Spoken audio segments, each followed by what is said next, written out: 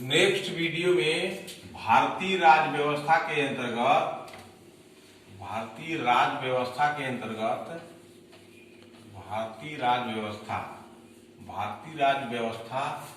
अंतर्गत 1833 का चार्टर हम बता रहे थे। 1833 का, इसमें 1 हो गया था, 2 हो गया था, 3 हो गया था, 4, चौथा आपको बता रहे थे। ये चौथा कॉलम था। पहला था कि भारतीय राज्य व्यवस्था के तहत कि अधिनियम के बंगाल के गवर्नर जनरल को भारत का गवर्नर जनरल बना दिया गया, ये था। और दूसरा था कि इसने मद्रास और बंबई के जो प्रेसिडेंसी जो मद्रास और बंबई के जो गवर्नर जनरल थे, तो गवर्नर थे, उनकी शक्तियों को समाप्त कर दिया गया। और तीसरा मैं आपको बता रहा था कि ईस्ट इंडिया कंपनी जो थी, तो ईस्ट इंडिया कंपनी को व्यापारिक निकाय माना गया था, केवल व्यापारिक निकाय माना गया था। और जो है इस अधिनियम को ही अधिनियम माना गया। चौथा हम छोड़ दिए थे। तो चौथा में जो है आपका चार्टर 1835 जो था, 1835 के चार्टर के तहत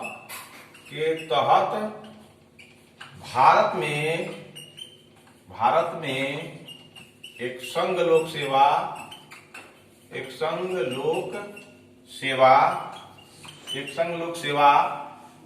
को जो है सेवा के तहत जो है ऑफिसरों की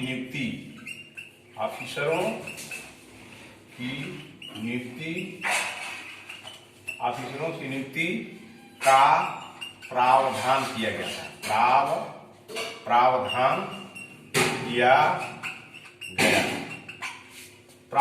गया। लेकिन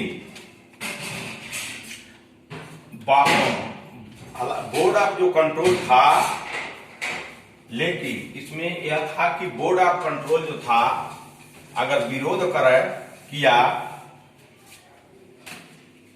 किया गया, किंतु बोर्ड ऑफ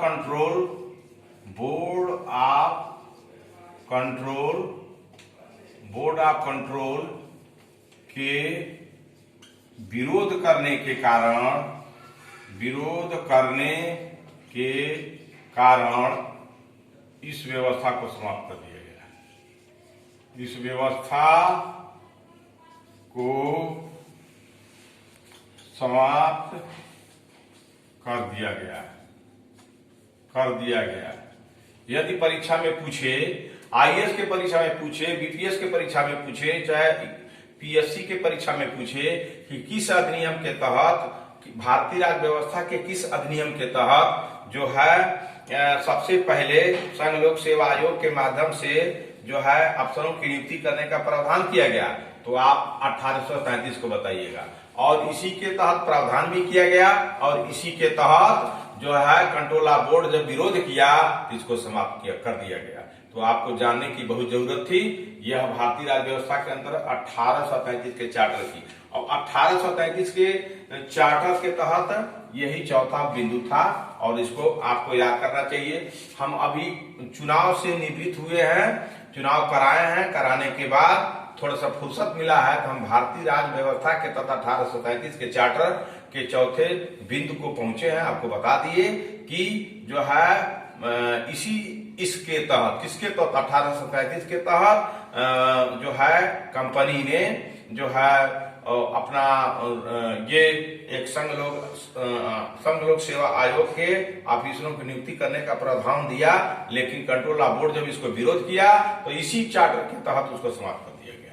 यही भारतीय राज्य व्यवस्था। आपको इस बात को हमेशा ध्यान रखना चाहिए कि 1773 के रेगुलेटिंग एक्ट के द्वारा भारत में भारत में जो राज करना था, वह राज कैसे चलता था, तो वही राज्य व्यवस्था 1833 व्यवस्था का एक अंग है।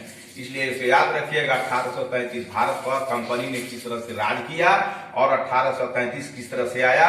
अब आइए 1833 के बाद हम लोग चलते हैं 1853 का चार्टर अधिनियम। अब आइए हम चलते हैं अब हम चलते हैं